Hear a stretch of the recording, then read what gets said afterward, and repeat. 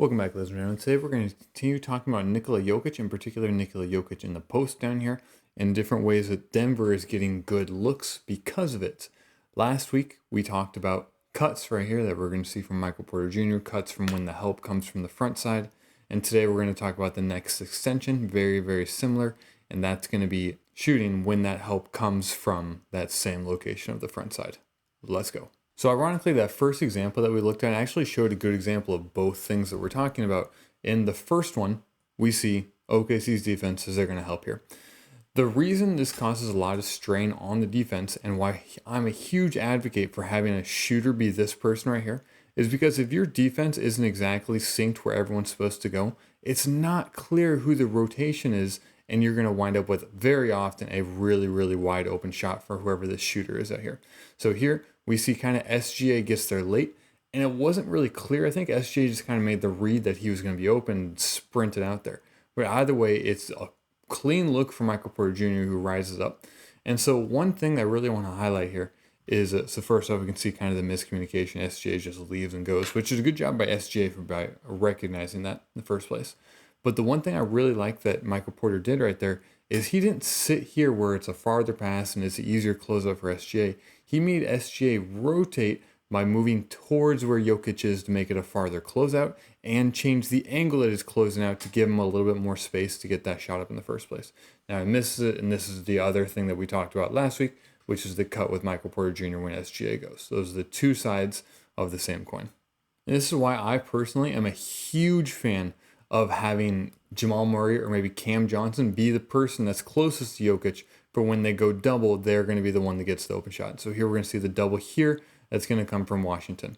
Okay? If we look at these other defenders, like none of them are really in a good position where they can sprint over here to make it so Strother doesn't have an open look because the distance is too far. And then Strother is doing that same concept. Okay? When he goes to double, Strother should move this way, and he does slightly. He doesn't really even have to because the defender's so far away.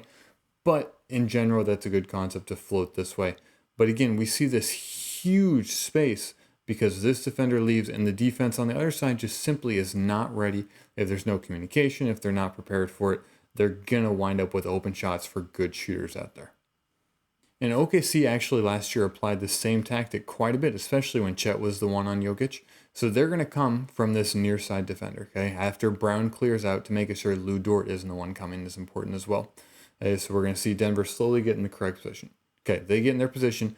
Caruso, right here, what is he doing with his arm? He's telling Isaiah Joe that, are you ready? Because I'm going to go. And essentially, you have to be the one that gets to Michael Porter Jr. because Caruso is going to go here. And so this gap has to be cleared. And so that's what Caruso is trying to communicate right now. So he thinks that they're all on the same page. Okay, so he goes. That's why he pointed there. What is Isaiah Joe doing? Nothing. This is why it's so difficult where the defense has to be completely in sync. Otherwise, you're just going to give up wide open shots to Michael Porter Jr., which obviously you can't do and have a really good defense.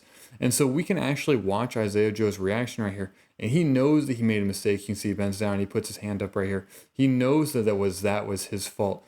And so that shows what the rotation is supposed to be in the ideal world and how it wasn't there in that situation. And our final example right here, and this one's frankly, I think, the most inexcusable of all of them.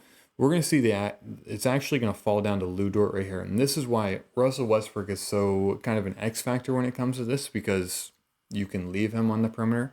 And so as SGA is going to go right here, the read is going to be for Lou Dort to get here. And the reason, like, he should be there early and aggressively because he's on Russell Westbrook, who OKC doesn't really care if he shoots a three on the perimeter.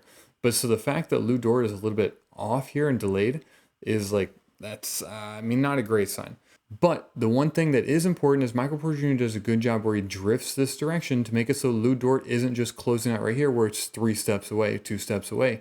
Now he has to close 4 steps and he has to angle slightly to make it so that it's a tougher closeout, and Michael Porter Jr. gets a clean look because of the double that OKC went with. So now in separate videos, we've talked about Jokić going early to beat the double team. We talked about the defense not rotating and Jokić getting easy pass to the baseline. And then we've talked about Jokić with if the front side double comes, whether that be the offensive player cutting or the offensive player shooting a three out there on the perimeter. The next one we're going to talk about is what we saw in that clip right there, which is going to be the corner three. And this is probably the most likely of all the threes that we see when defenses choose to double. If you enjoyed, feel free to like and subscribe, but most importantly, have a blessed rest of your day.